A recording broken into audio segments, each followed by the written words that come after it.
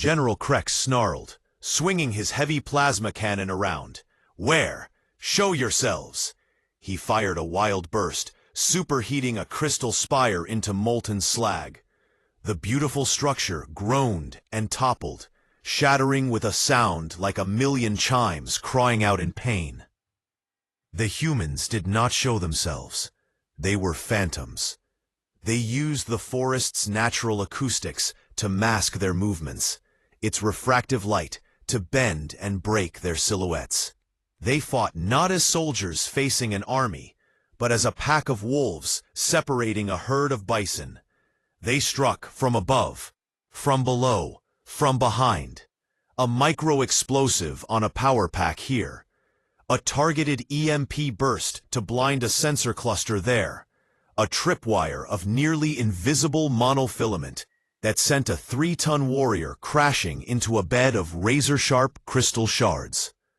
They communicated not with words, but with hand signals, with the positioning of a laser dot, with an instinct bred in the deep, dark forests of Earth. They were relentless, patient, and utterly merciless in their efficiency. They were not fighting for territory or glory. They were culling a threat. Krex watched his squad markers blink out, one by one, on his tactical map. Panic, a foreign and corrosive emotion, began to seep into his troops. They fired indiscriminately, turning swathes of the immortal forest into scorched, glassy ruins. But they hit nothing but crystal and shadow. "They're demons!" a trooper screamed over the comms before his signal vanished. "Close up! Back-to-back formation," Krex ordered. The remaining Vorthings formed a rough circle, weapons pointed outward, a fortress of scared giants. For a moment, the hit-and-run attacks ceased. An eerie, singing silence returned to the forest, broken only by the hiss of damaged armor and the ragged breathing of the besieged. It was a trap, and Krex walked into it. In the lull, a group of Kari healers, led by the young and compassionate Vera, had emerged from a side passage of the sanctuary. They had seen the human soldiers fall back, had seen one dragged with a wounded leg. Their imperative to heal, to nurture, overrode even their terror. Silently, they moved into a small, nearby clearing where 2 humans were treating their injured. Private Williams, with a leg pierced by a crystal shard from friendly debris. Krex saw them through the trees, the soft, glowing plant creatures tending to the smaller, predatory humans. The juxtaposition was so insane, so offensive to his worldview, that it cut through his fear with a spike of pure rage. Here was the weakness, the vulnerability. "There!" he bellowed. "The civilians! Take them! They are our leverage." In person, he broke from the failing defensive circle, his massive form crushing a path toward the clearing. The surviving Vorfans, seeing a tangible objective, followed with a roar. In the clearing, Vera looked up as the ground shook. The monstrous forms emerged from the shattered crystal, weapons raised. She did not cower. She stepped in front of the wounded Private Williams. Her delicate limbs spread wide in a gesture that was both futile and magnificent. Nera, who had followed her people, moved to stand beside her. "Please," Nera said, her voice carrying the musical grace of her people, "even now. The fighting must stop. This human is injured. Let us help him." Krex stopped, towering over them. He looked from the gentle, flower-like faces of the Kari to the pained, defiant face of the human soldier they shielded. The logic of it short-circuited his mind. "You protect them?" he grated, his voice thick with disgust. "These predators?" "These killers. Say, they fight to protect us," Nera said simply, as if explaining that water was wet. "How could we not care for them in return?" A desperate cry echoes from a world that never learned to scream. In the velvet darkness between stars, a nightmare is closing in, and the only hope lies with monsters from a place where hope itself was forged in fire and fury. This is not just a story of survival. It is a story of what survival truly costs and what it is worth. Like, subscribe, share, and comment below to join this galactic journey. Your engagement fuels our mission to bring you these epic tales. The trinary dawn of Loomis Prime was a symphony of soft amethyst light, painting the endless crystalline forests in hues of violet and rose. Three suns, cerulean, aurum, and verdant, ascended in their eternal silent ballet above a world untouched by the scar of violence. In the heart of the capital's central spire, Ambassador Nera stood poised before the grand observatory window, her four slender limbs woven together in an instinctual knot of dread. The light played across her flower-like visage, a face evolved for expressions of gentle inquiry and communal joy, now etched with a profound alien sorrow. Below, the city of Luminara slept on, its towers not of steel, but of living, singing crystal, refracting the dawn into rainbows that danced over peaceful thoroughfares.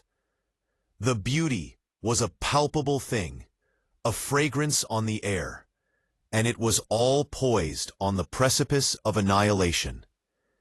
The latest dispatches are catastrophic. The voice of Counselor Tam was a dry rustle, like leaves in a final autumn.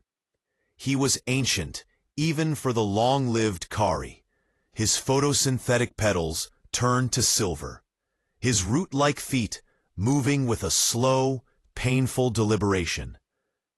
The Xylos colony, the mycelium networks of Hyphae, the silica gardens of Kalar, all have fallen within this single lunar cycle. The Vorthan swarm consumes everything. Nera did not turn. Her large, luminous eyes designed to absorb the subtlest light gradients, tracked a family of young Kari in the garden plaza, their forms budding with new growth. The tally, Tam, speak it plainly. 17 sovereign worlds, 2 standard months. The datapad in his trembling hand glowed with damning crimson glyphs. They do not merely conquer. They harvest. They strip worlds to their bedrock, siphon atmospheres, and corral populations into chains. For the Kari, the concept is a psychic impossibility. We are physiologically, neurologically incapable of causing deliberate harm. Violence is not an aberration in our nature. It is a void where no thought can take root. The Kari were empaths of a profound order, their consciousness a shared, gentle field, drawing sustenance from sun and mineral-rich soil. War was not a moral failing. It was a cognitive error, a sentence with no grammatical structure in the language of their minds. Nera finally pivoted, the light catching the dewy film of anxiety on her skin. Our allies? Tam's fronds drooped, a gesture of profound defeat. The Theon Republic dispatched 2 antiquated patrol craft, a ceremonial gesture. The Silicon Collective offered a dozen defensive drones, programmed for pacification, not combat. The others, he paused, the silence heavier than any confession. The others fear the Vorthan retribution. They counsel appeasement or silent oblivion. Nera moved to the chamber's heart, where a holographic galaxy spiraled in silent majesty. With a thought, she activated the overlay. A creeping, venomous red stain spread from the galactic rim. Vorthan-controlled systems. The pattern was unmistakable, a tide of annihilation surging inexorably toward the galactic core, toward the soft, glowing jewel of Loomis Prime. Their trajectory? Tam interfaced with the display. A line of blood-red light shot from a system marked Xerion and stabbed directly at their world. Their primary battle fleet was logged at Xerion's accretion disk 20 hours ago, at optimal subluminal speed. His voice failed him for a moment. They will be in orbit in 7 days, Ambassador. 168 hours. The number hung in the air, colder than the vacuum outside. 7 days. The Vorthans were not mere conquerors. They were a cosmic pruning hook, a species forged in the crucible of a perpetually warring hellscape. They were bipedal titans, encased in brutish armor, their philosophy one of absolute dominion. Their ships were cathedral-sized engines of ruin. Their weapons capable of cracking continental plates. Mercy was a datum absent from their tactical databases. The universal distress frequency, Nera stated, her voice hollow yet resolute. Activate it. A ripple of psychic distress emanated from the counselors. The galactic distress beacon was the final, shameful admission of absolute helplessness, a scream into the void that often went unanswered, marking the sender as prey for any passing predator. To whom? Counselor Vera's voice, young and vibrant with fear, broke the silence. Who in this civilized galaxy possesses both the strength to face the Vorthan Legion and the will to risk annihilation for a people of peaceful gardeners? Nera had no answer. She approached the central dais, where the communion crystal pulsed with a soft, internal light. It was Kari technology, a sentient, geomantic stone that translated pure thought into quantum signal. Placing her primary hands upon its cool surface, she closed her eyes, pouring her fear, her hope, and the pristine memory of her dying world into the stream. The crystal flared, its light becoming a spear lancing into the deep black. Attention! Attention all sentient species within reception range. This is Ambassador Nera of the Kari Synod, speaking from the world Loomis Prime in the heraldic system. We broadcast a plea, a petition, a final hope to any being with the means and conscience to render military assistance. Her voice, carried on a carrier wave of raw emotion, traveled at the speed of thought, bypassing normal space. The Vorthan Empire advances upon our home with the intent of complete conquest and systemic erasure. We are a people who have never held a weapon. Peace, everyone who have never conceived of a soldier. We possess no defenses but the beauty we have cultivated, and the hope that somewhere a principle of goodness outweighs the logic of the sword. She drew a shuddering breath, the crystal amplifying her biometric distress. That bears a shield as well as a blade.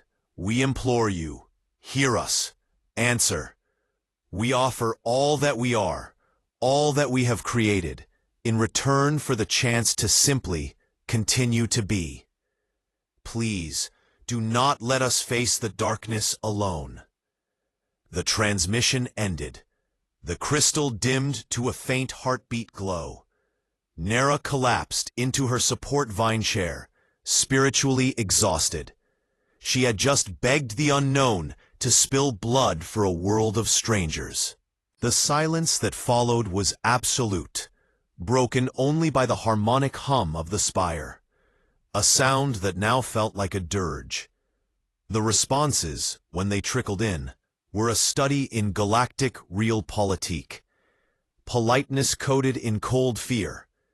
The Xiphid Collective offered diplomatic condolences.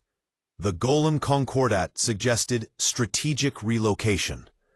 A few minor systems sent schematics for outdated shield generators, useless against Vorthan planet breakers.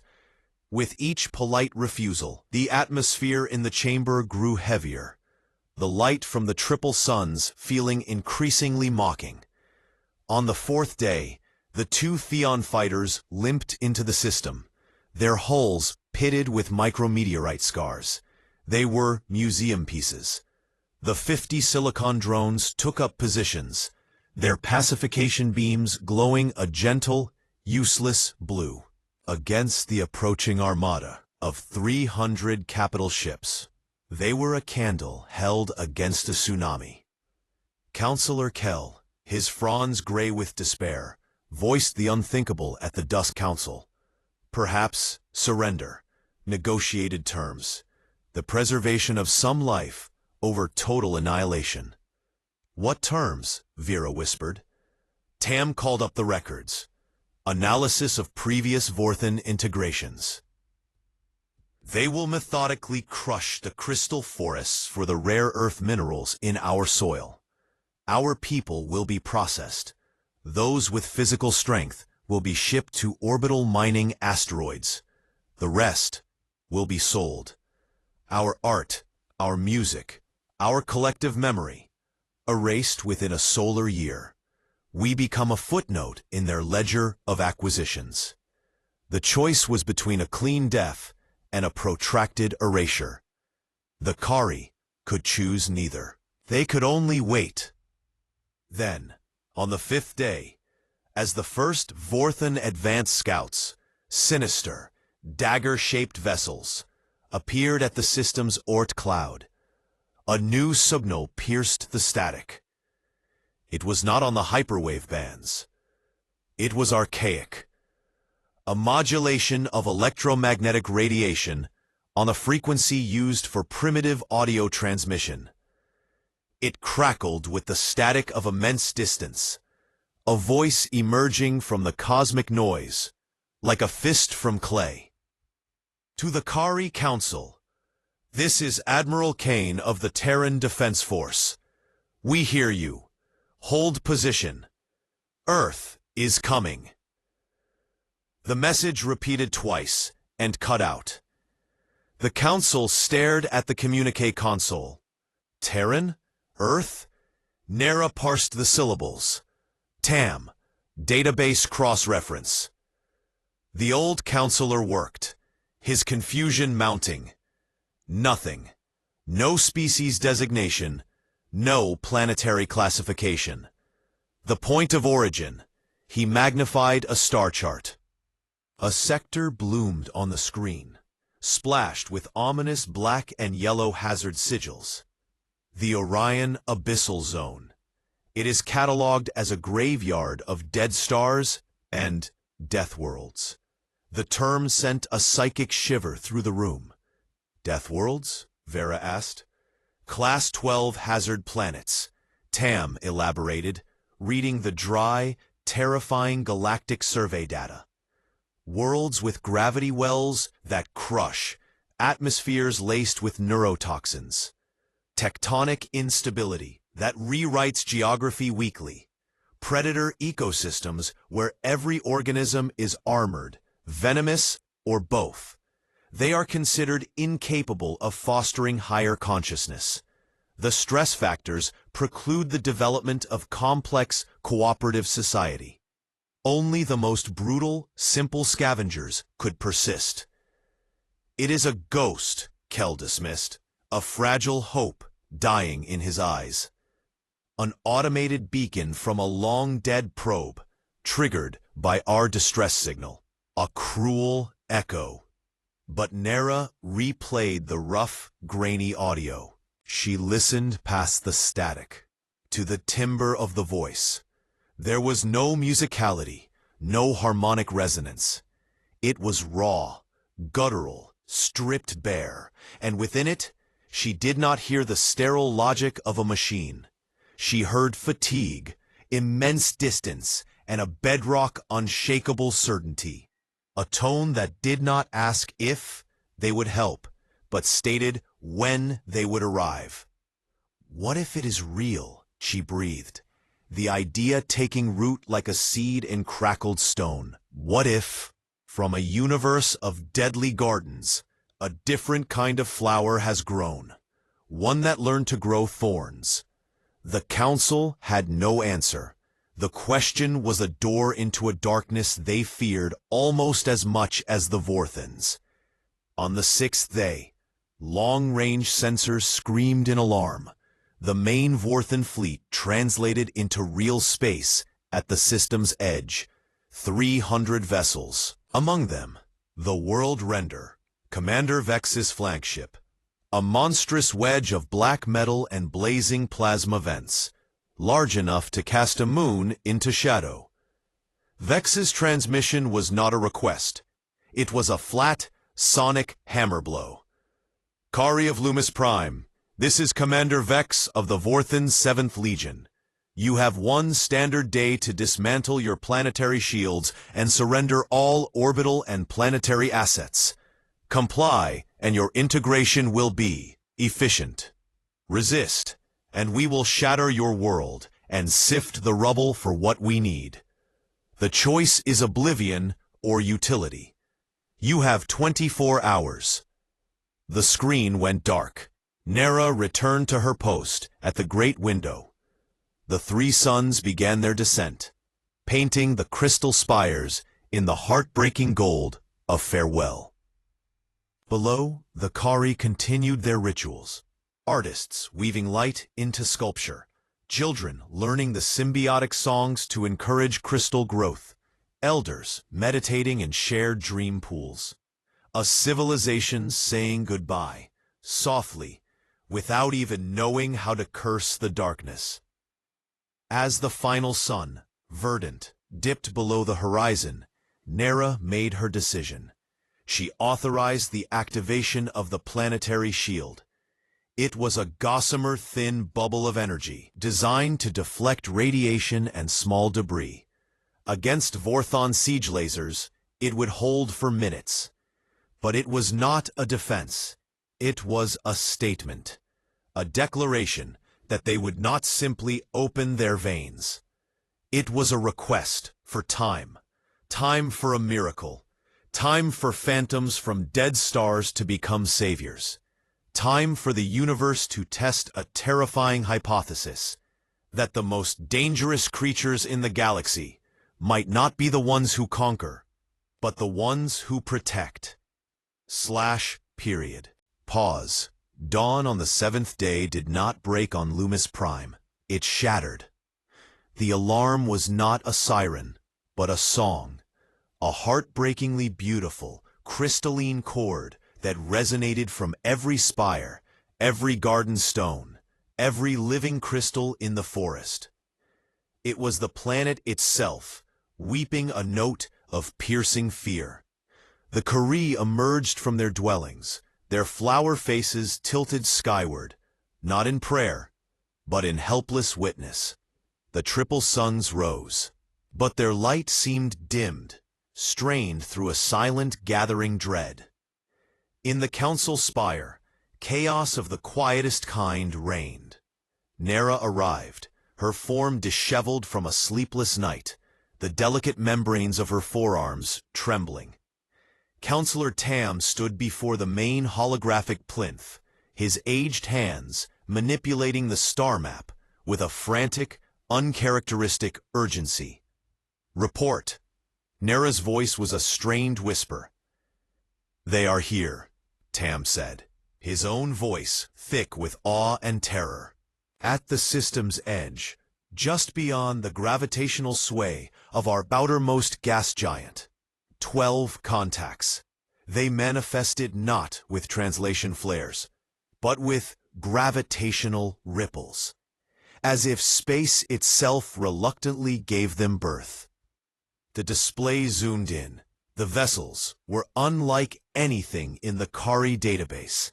They were not elegant, not flowing. They were angular, brutalist sculptures of armored plate and weapon blisters, all sharp edges and hard shadows. They looked less built and more hewn, carved from asteroid ore and grim necessity. Their energy signatures were chaotic, pulsating with a raw, unfiltered power that seemed to stress the very sensors reading them. "They are not responding to any standard hailing frequencies," Vera said from the comm station, her voice tight.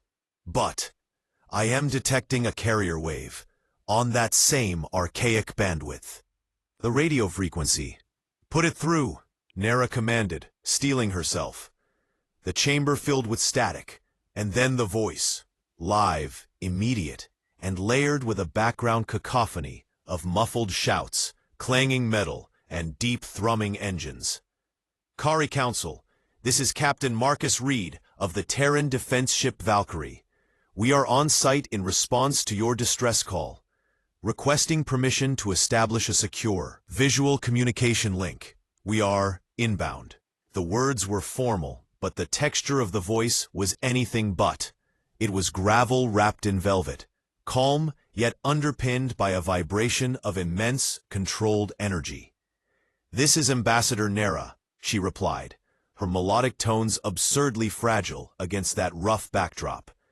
"We grant permission, and we thank you. Your arrival is a light in our final hour." "Understood."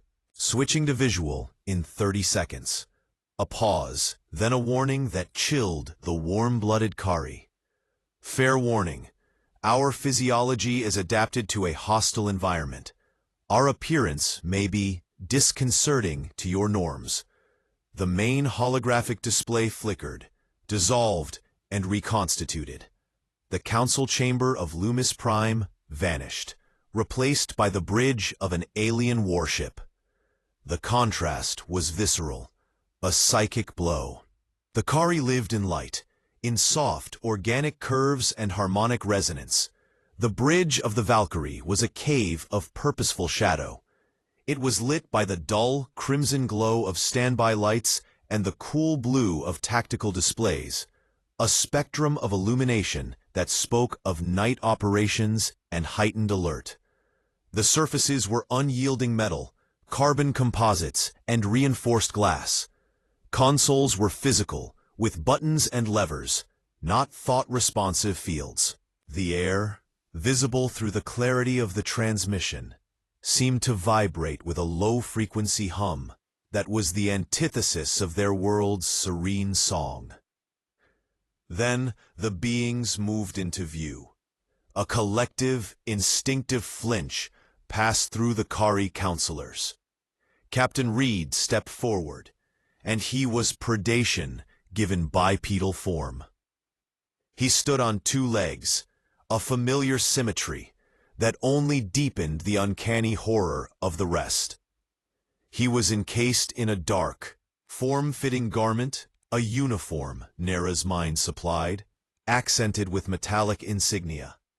His skin was pale, a canvas for a faint tracery of scars visible even through the transmission. His hair was cropped short, a utilitarian dark cap. But it was the face, the eyes. They were forward-facing, binocular, designed for depth perception and tracking movement. Hunter's eyes. They swept the chamber, and Nera felt a primal, ancient part of her being recognize the gaze of an apex predator. His mouth, as he prepared to speak, revealed a flash of white, quadrate teeth, teeth designed for shearing, for grinding, for tearing flesh. Yet, when his eyes settled on Nera's image, the fear did not solidify into terror. The gaze was not assessing meat, it was assessing situation.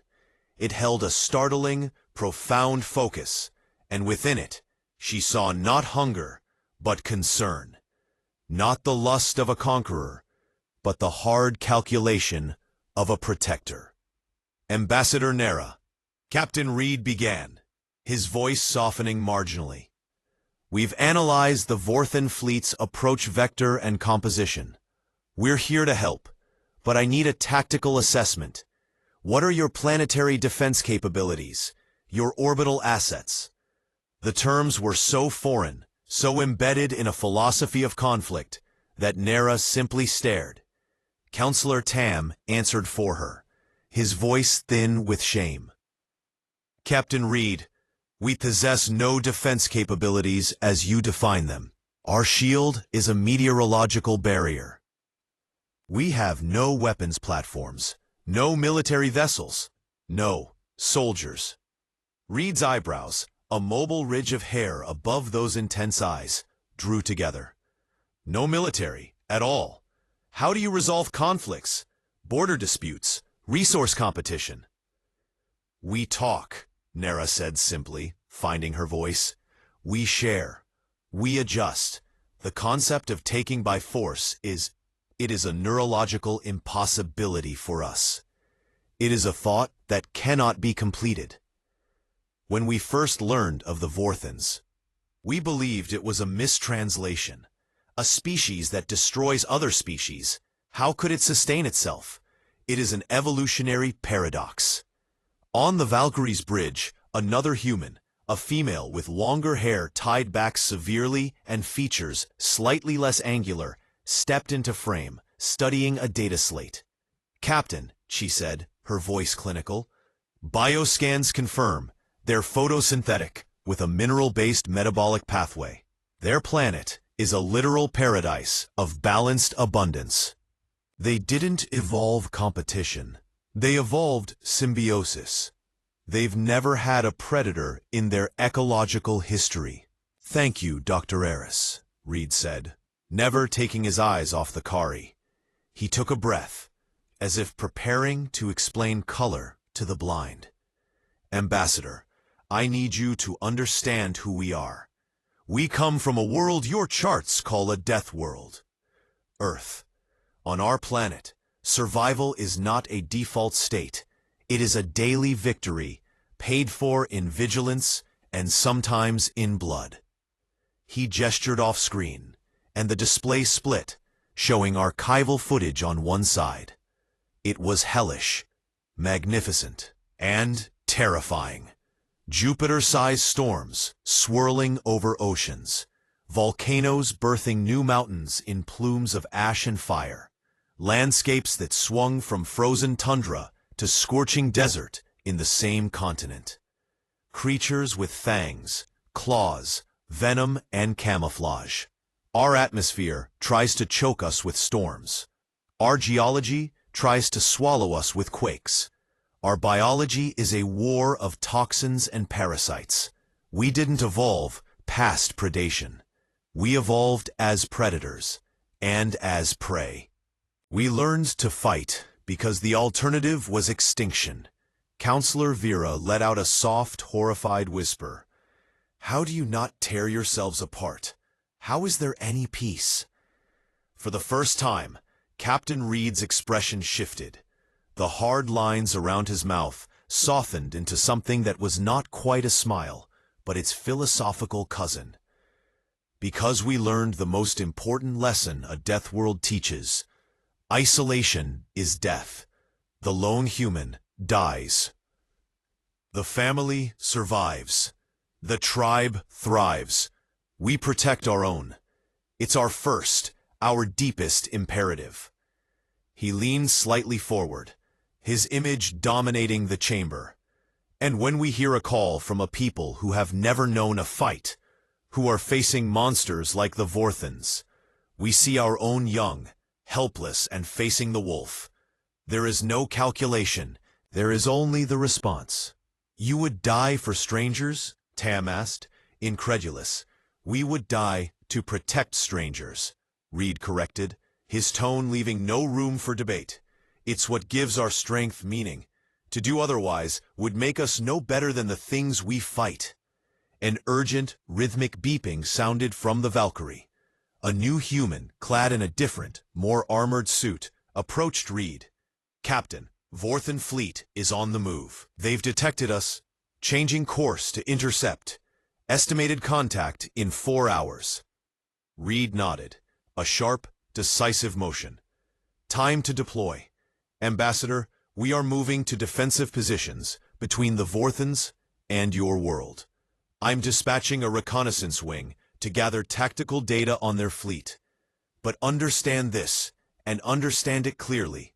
We are not here to claim your world, your resources, or your allegiance. We are here to ensure you remain free to be exactly who you are. Why? The question burst from Nera, pure and plaintive. What possible gain outweighs this risk? Reed paused, his gaze turning inward for a moment, before locking onto hers with an intensity that felt like a physical touch. Because someone has to, he said, the simplicity of the statement giving it the weight of a natural law. And because it is the right thing to do.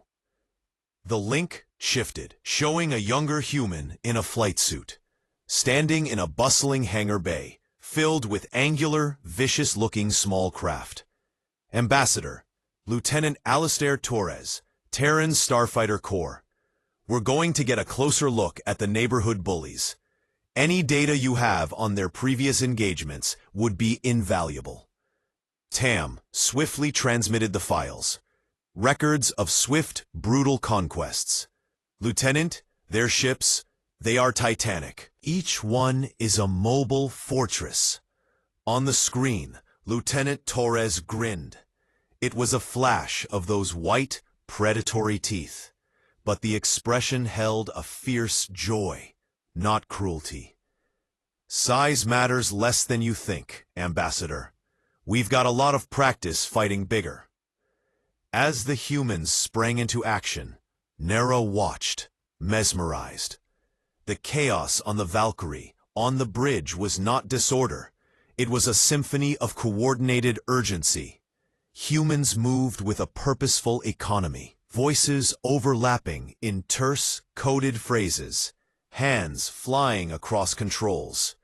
They were individuals, yet they functioned as a single organism, a pack, and they showed not a flicker of the debilitating fear that paralyzed the Kari. They showed anticipation, a grim, professional readiness. Captain Reed, Nera called out, her voice small. Your 12 ships against their 300. Are you certain? Reed turned back, and in his eyes, Nera saw it then. Not bravado, not foolish courage, but the quiet, absolute certainty of a species that had stared into the abyss of its own extinction every day for 1,000,000 years and had blinked first. It was the confidence of the survivor, for whom every dawn is a stolen prize. Ambassador, he said, each word a hammer strike. The Vorthans have never lost a fleet engagement. That's true. But they have also never fought a species that crawled its way up from the bottom of a gravitational hell, that tamed fire and lightning, that looked its own mortality in the eye and told it to wait its turn. They're about to learn the difference between being a conqueror and being a survivor. The link terminated. The silence in the council chamber was now of a different quality. It was not the silence of despair, but the silence of the seismograph needle just before the earthquake. Lieutenant Torres was a ghost in the machine. Her scout craft, the Wisp, was a sliver of blackened alloy and non-refractive coating, clinging to the pitted surface of a nickel-iron asteroid, like a remora to a shark. Below her, space itself seemed to bow and groan under the passage of the Vorthan Vanguard. The flagship Worldrender was there, filled her entire forward viewport, a continent of darkened armor and pulsating weapon nodes, moving with a ponderous, arrogant majesty. It blotted out the starfield, a walking eclipse of malice. Eagle 1 to nest, she breathed, her voice sub-vocalized through bone conduction. I am eyes on the command ship. Scale is revisionary. Approximately 3 kilometers in length. Weapon ports are numerous, but configuration is static, uniform. They're flying textbook column formation. No flank security, no scout screen. Sir, they're advancing like they're on a victory parade, not a combat approach. On the bridge of the Valkyrie, Captain Reed stood over the tactical holotank, now glowing with the eerie red icons of the Vorthan fleet. Commander Ilya Black, his tactical officer, traced vectors with a light pen. They're not just arrogant, Captain, they're rote. This formation is designed for intimidation and overwhelming frontal firepower. It has no flexibility. They've never needed it. Dr. Eris looked up from her data stream. Psychological profile matches. Every engagement in their history follows the same pattern. Appearance, overwhelming display, demand for surrender, conquest. The species they've faced either capitulated instantly or mounted symbolic resistance that broke in the first volley. They have no database for a peer opponent, no doctrine for a fight. Reed's lips thinned. They're schoolyard bullies who've never been punched in the mouth. He turned to his comms officer. Fleet-wide channel. Execute battle pattern Omega Red. They rely on mass and fear. We'll give them precision and terror. The 12 Terran ships, destroyers and heavy frigates, did not form a battle line. They scattered like shrapnel into the dense asteroid field that orbited Loomis Prime's star. To a Vorthan sensor officer, they would seem to vanish. Their signatures, swallowed by the mineral clutter and gravitational eddies of a million tumbling rocks. On the bridge of the World Render, Commander Vex watched the tactical display with serene contempt. The dozen small heat bloom signatures had fled into the rocky debris. A sensible, cowardly move. They hide in the rubble, his weapons officer sneered, like insects scuttling under a stone. Open a channel, Vex ordered, his voice a bass rumble. Let us grant them the honor of a final warning. The main screen resolved to show the bridge of the Valkyrie. Vex's multifaceted eyes narrowed. The being before him was bipedal, but the resemblance to the soft Kari ended there. This creature's gaze was direct, challenging. It unsettled him on a primal level. I am Commander Vex of the Vorthan 7th Legion. You trespass in a system slated for imperial assimilation. Withdraw now or be rendered into component atoms. You have 30 seconds to comply. On the screen, Captain Reed didn't flinch. He tilted his head slightly. This is Captain Reed of the Terran Defense Force. You are threatening a world under our protection. Turn your fleet around and retreat beyond the galactic rim. You have 30 seconds to comply. A stunned silence filled the World Render's bridge. No one had ever echoed a Vorthan ultimatum back at them. Vex felt a hot spike of anger. Terran, an unknown species from the uncharted dark. You are outnumbered 25-1. Your destruction will be a footnote. The math is correct, Reed acknowledged calmly, but you're missing the variable. Have you ever fought a species that evolved on a death world, Commander? Death world? The term was academically familiar. A curiosity. A classification for useless rocks. Reed's smile this time was all teeth. A cold, deadly thing. A world where every living thing, including the planet itself, is trying to kill you. Where you learn to run farther, hit harder, and think faster than everything else, or you become fertilizer. You haven't just picked a fight, Commander. You've stumbled into the wrong neighborhood. The screen went black before Vex could respond.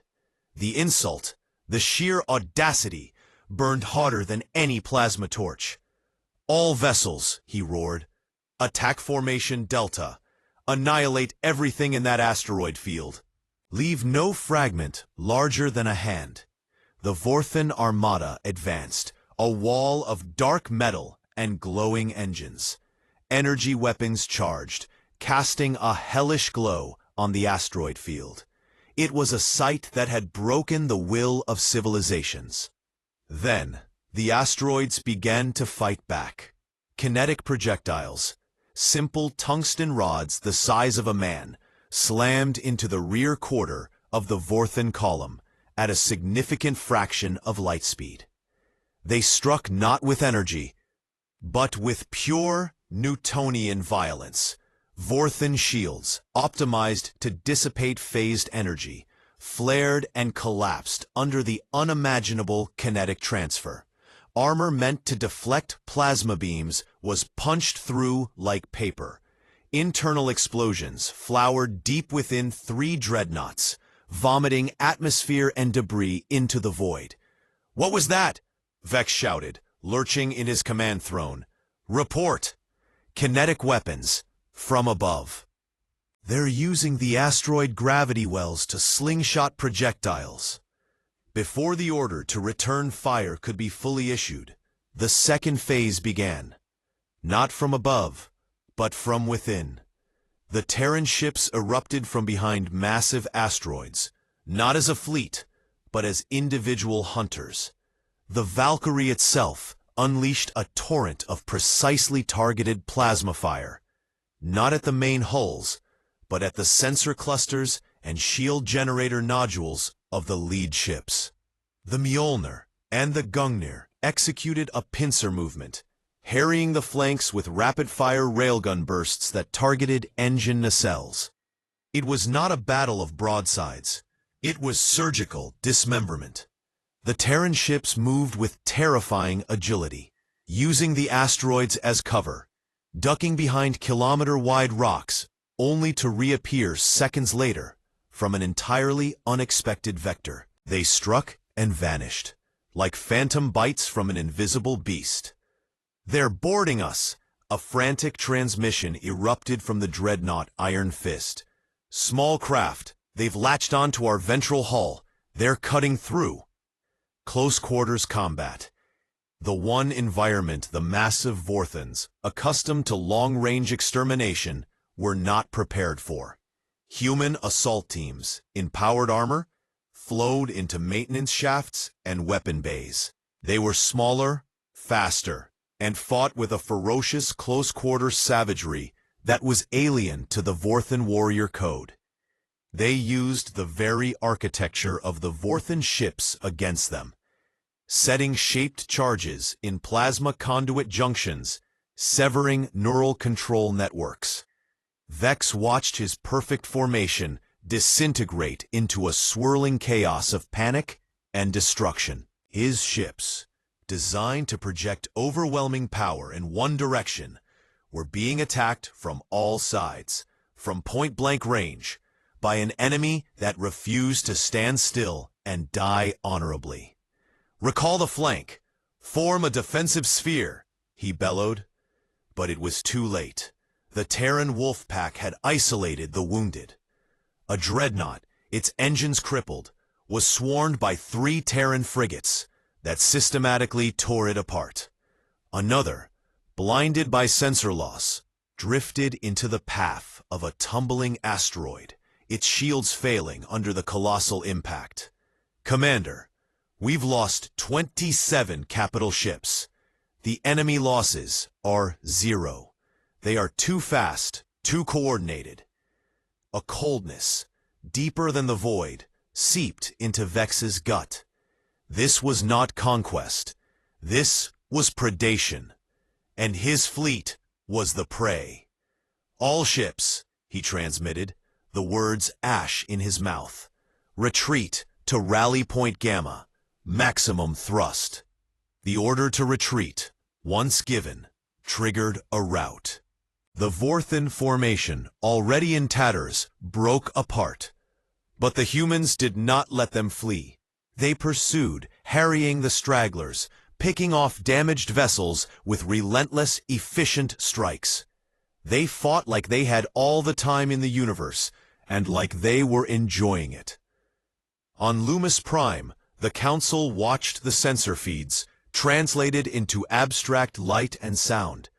They saw the red icons of Vorthan ships flicker and die. They saw the agile blue dots of the Terran vessels weaving a tapestry of destruction. "They are winning," Vera whispered, as if saying it aloud might break the spell. But how? The numbers, the size. Nera watched, the human captain's words echoing in her mind.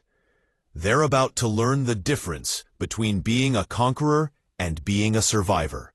She understood now, in her soul. The Vorthans had strength, but it was a blunt, rigid strength.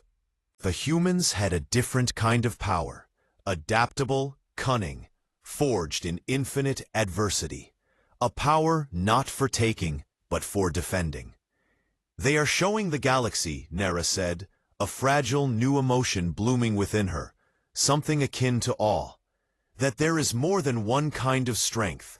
In space, the last coherent Vorthan battle group vanished into warp, leaving behind a field of burning wreckage and the silent, watchful Terran fleet. The immediate threat was over. But on the surface of Loomis Prime, the soft chime of alarm crystals began to sing a new, more urgent song. Counselor Tam stared at a secondary display, his fronds going rigid with a fresh horror.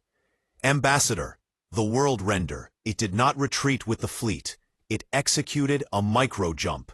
It has entered high orbit, and it is launching drop pods, hundreds of them. They are coming here." The battle for the skies was won. The battle for the soul of Loomis Prime was about to begin in the sacred, silent crystal forests below. The fall was not a descent. It was an invasion of physics. Hundreds of Vorthan drop pods, black teardrops screaming through Loomis Prime's lavender sky, tore the serene atmosphere with the sound of a world being flayed. They impacted the planet not with the gentle touch of visitors, but with violent, cratering force, scattering shards of singing crystal like bloody teeth across the forest floor.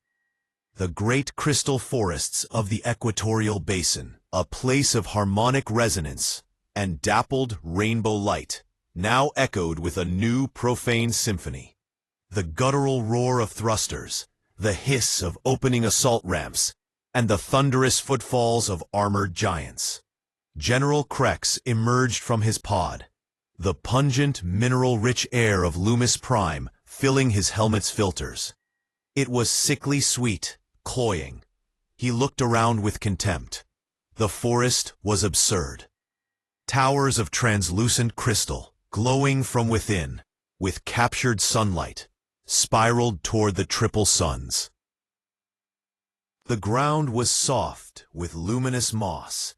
It was a place of pathetic beauty, of weakness made manifest. His tactical display painted the area with life signs, clusters of the plant creatures, the Kari, hiding in deeper groves and subterranean shelters, prey huddling in its burrow. "All units," Krex's voice crackled in the sealed helmets of his 200 shock troops. "Primary objective, capture and containment. Sweep the eastern groves. Flush them out. The slave masters of the Xylidian Reach pay a premium for exotic labor. Move out." The Vorthan ground troops were walking fortresses, each standing 3 meters tall in powered armor, their weapons massive enough to level small buildings. They moved through the crystalline labyrinth like bulls in a gallery of glass, their sheer bulk snapping smaller formations, their heavy footfalls sending shivers through the resonant earth. They were conquerors in a garden, and they understood nothing of the garden's secrets.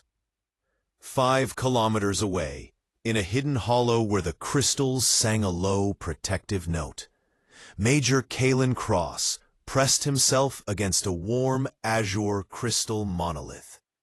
His armor, matte gray and scarred, was a fusion of stealth composites and reactive plating, a far cry from the Vorthan's ostentatious brutality. He was not a giant. He was a sharpened tool. Around him, 11 other shadows moved with a silence that seemed to absorb sound. Sergeant Maya Cruz, Corporal Leo Stones Petrov, and the rest of his squad, call sign Wraith. They had deployed via high-altitude, low-opening insertion the moment the drop pods were detected, landing silently in the forest canopy an hour before the Vorthons crashed down. They had watched, they had mapped, and now they were interposed between the advancing armored column and the largest Kari shelter, a natural cathedral cavern holding over 300 utterly defenseless civilians. Cross's helmet HUD painted the Vorthon advance in cold, tactical red. He sub-vocalized, his words a digital whisper in his squad's ears. Wraith actual to all points. Confirmed. 40+ hostiles on vector to the sanctuary cavern. They're moving in a standard sweep pattern. No point defense, no drone overwatch. They think this is a collection detail. He allowed a frost of contempt to lace his tone. They're about to learn what a harvest feels like from the other side. Execute plan, Thorn Garden. Remember the prime directive.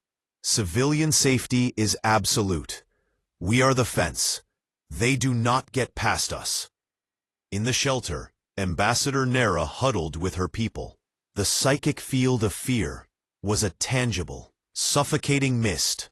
The Kari had no fight response. Their only physiological reaction to extreme terror was a catatonic stillness, a retreat into inner light. They could not even scream. Children clung to elders, their petals closed tight. Nera felt their collective terror as a physical pain.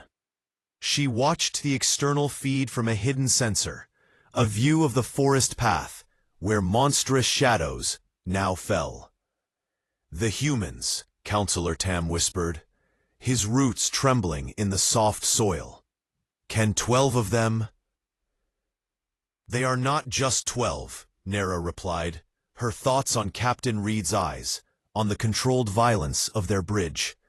They are 12 multiplied by 10,000 generations of surviving the night. They are the product of a world that never stopped trying to kill them. The crystal forest, to a Vorthon, was an obstacle. To a human, it was a weapon. The first Vorthon soldier died without knowing he was under attack. He was the rear guard, a hulking figure turning to scan the shimmering, confusing landscape.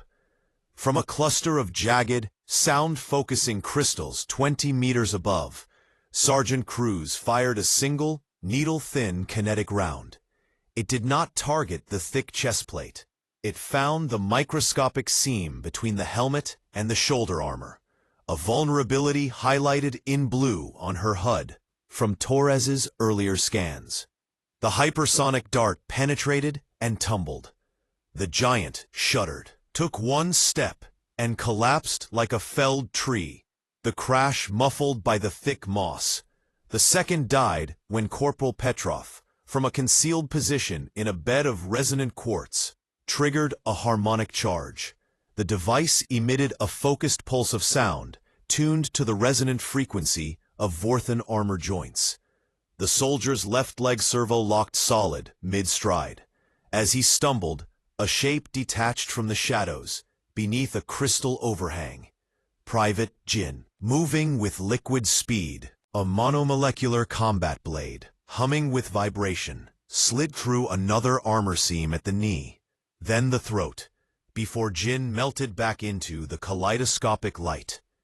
Contact! Ambush!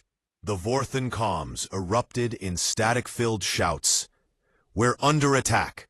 Non-visible hostiles. The sheer, illogical compassion was a weapon Krex had no defense against. It enraged him further. He raised his plasma cannon, aiming it not at the armed human, but at the cluster of Kari. "Human ghosts!" he shouted into the forest. Show yourselves. Surrender, or I paint this clearing with their sap. The forest held its breath. Then from directly behind Krex, a voice spoke, calm and deadly quiet. It was not transmitted. It was spoken aloud, from a distance of less than 2 meters. I really wouldn't do that. Major Cross stood there. He had not appeared. He had materialized, having used the diversion and the crystal's light-bending properties to move unseen to the one spot the Vorthan's fortress formation had left uncovered. Its very center, now abandoned. His rifle was not aimed at Krex's backplate. Its barrel was pressed against the neural interface port at the base of the Vorthan's helmet. The one triggered point Torres's scans had identified for a command-level override, or a kill shot. Krex froze. Around the clearing's edge, the other human soldiers emerged from their concealment. They did not stand in the open. They stood half in shadow, behind Crystal, their weapons trained on the remaining Vorthans. They were not 12 soldiers. In that moment, to the Vorthans, they were the forest itself, risen to defend its heart. "You're surrounded," Cross stated, his voice devoid of bluster. It was a simple fact. Your fleet is broken. Your troops are defeated. Your command is over. Lower your weapon. The standoff stretched for an eternity. Krex's finger trembled on the trigger. He could kill the plants. He would die a microsecond later. He saw no fear in the human's eyes behind the visor, only a cold, patient certainty. This being would sacrifice his own life to protect these things. The equation made no sense. With a guttural sound of defeat, Krex let his cannon clatter to the moss. The remaining Vorthan soldiers, seeing their general capitulate, followed suit. As Cruz and Petrov moved to secure the prisoners, Cross finally lowered his rifle. He glanced at Nera and Vera, who were already returning to treating Private Williams. Their gentle hands, glowing with a soft bioluminescence as they knit flesh and muscle. General Krex, his helmet removed, stared at the scene, his brutish face contorted in bewildered fury. "Why?" he spat at Cross. "They are prey. You are predators. This symbiosis, it is a perversion." Cross removed his own helmet. His face was smudged with grime and sweat, hard-planed and human. He looked at the Kari healers, then back at the Vorthan general. He didn't speak of morality or philosophy. He spoke the core truth of his species, earned in blood and fire over millennia. "The difference between a predator and a protector," Cross said, his voice low and firm, "isn't in the teeth, it's in the choice. My world taught me that the strongest aren't the ones who take everything. The strongest are the ones who have so much to lose that they become unstoppable in its defense. You see weakness to be exploited. We see something worth fighting for. That's why you lost." He turned his back on the general, a gesture of supreme dismissal, and walked over to kneel beside his wounded soldier and the Kari. "How's he looking, Ambassador?" Nera looked up, her large eyes meeting his. In them, Cross saw no fear of him, only profound gratitude and a dawning, revolutionary understanding. "He will be whole," she said. "Thanks to you, all of you." The battle for Loomis Prime was over. The last Vorthan in the system, Commander Vex himself, had surrendered the crippled world render in orbit after Captain Reed offered him a simple choice. Witness the systematic scuttling of his entire fleet, or order a stand-down and live to see his troops treated as prisoners of war, not as scrap. Faced with the total, unimaginable loss of his legion, Vex had chosen the bitter, unprecedented taste of mercy. Epilogue: The New Calculus. One standard month later, the Great Hall of the Galactic Council on Orion Prime was a cathedral of silent tension.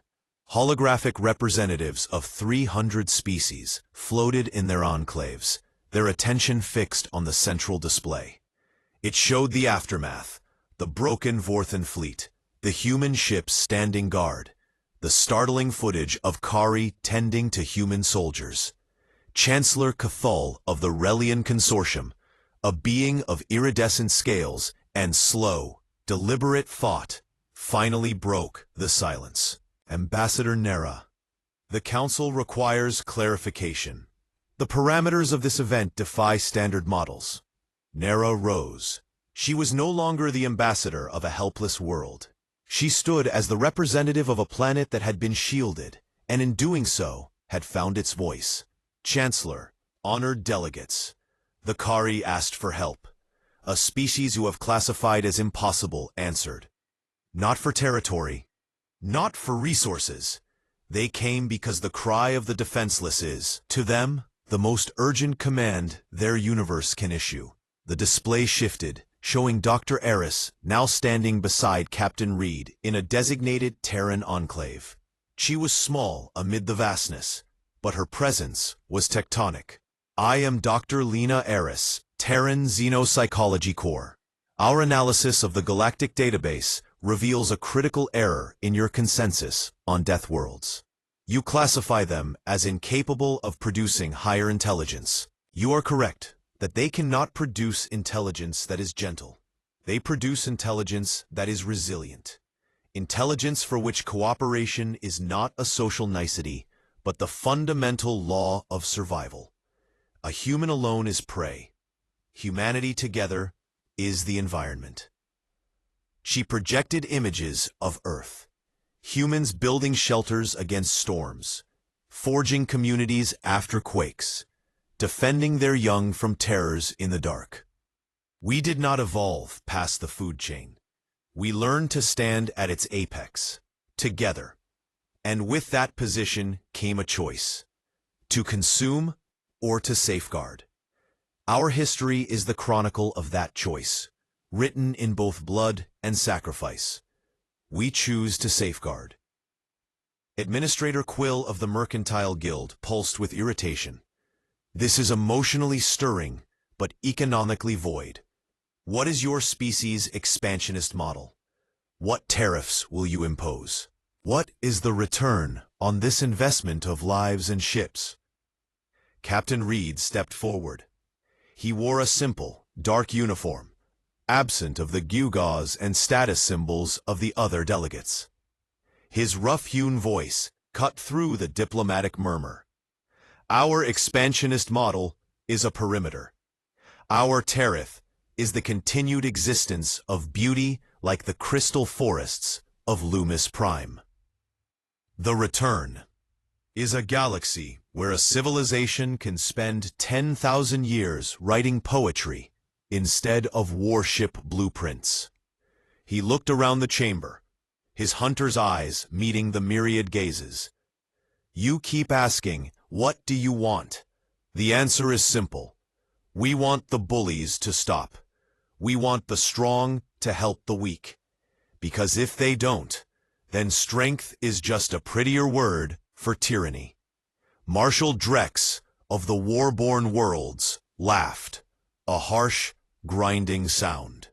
And you will police the galaxy? 12 ships against every empire? No, Reed said calmly. We will stand with anyone who chooses to police themselves. We will answer the call of anyone who is threatened. And as of this morning, he nodded to the comms officer on the Valkyrie, linked to the chamber. We have formal defense pacts with the Kari Synod, the Theon Republic, and the Silicon Collective. The Sentinel Treaty. Attack one, and you answer to all, starting with us. A shockwave of whispers rippled through the hall. With 3 signatures, the humans had gone from an anomaly to the cornerstone of a nascent alliance. Chancellor Cthulhu studied the new strategic maps that appeared. The crimson stain of Vorthan expansion had not just halted, it was receding. 3 other aggressive species had suddenly, coincidentally, opened diplomatic channels. The calculus of power had been irrevocably altered, not by a new empire, but by a new principle.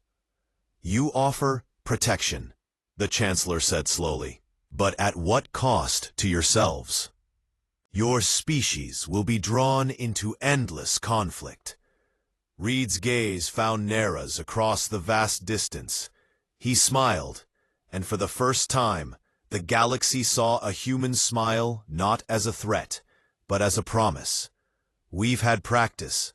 Our home is a conflict. We built gardens in it. We're just expanding the garden. 3 months later, Ambassador Nera stood once more at the great window of the Loomis Council chamber. The crystal spires gleamed, whole and radiant, once more. In the gardens below, a new sound mingled with the wind chimes.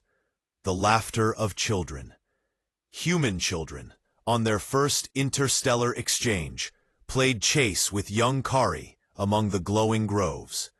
The human young moved with careful, awed respect for the fragile beauty. The Kari young watched them with fascination, learning that the hands that could wield terrible weapons could also be impossibly gentle, could lift a friend with equal ease. Captain Reed stood beside her, his posture relaxed. The Valkyrie leaves tomorrow, he said. New distress call, a mining colony on the fringe harassed by raiders. Nera nodded. The concept no longer filled her with paralyzing guilt, but with a solemn pride. You will go. We will. She looked at him, her expression thoughtful. And when the calls stop, Captain, when you have, as you say, made peace? Reed watched the children below. A human boy carefully helping a young Kari replant a luminous fern knocked over in their game. Then the real work begins, he said softly. We'll explore, not to claim, but to understand. To find more beauty, more wonder. To learn how to create, not just how to protect. We'll learn music from you. We'll share stories of our stubborn, beautiful, terrible Earth. He turned to her. But if the call comes again, and it will, in a universe this vast, the galaxy will know what to do. They'll send out a signal. And somewhere, a comms officer will hear it, and a voice will answer. He paused, and Nera finished the sentence with him, the words now a part of her world's new lore. This is the Terran Defense Force. We're on our way. As the 3 suns of Loomis Prime set in a cascade of violet, gold, and emerald, their light caught the crystal spires and the gray hulls of the Terran ships in orbit. 2 strands of life, one born of gentle light, one forged in relentless struggle, had woven themselves together. They were not predator and prey. They were the sheltered and the shelter, the song and the shield. The age of unchecked conquest was over, not because a bigger monster had arrived, but because a pack of survivors had looked at the galaxy and decided it was worth saving. And in that decision, they taught the cosmos the oldest, fiercest lesson their death world had engraved upon their souls. Strong, true strength is not measured by what you can take. It is defined by what you are willing to protect.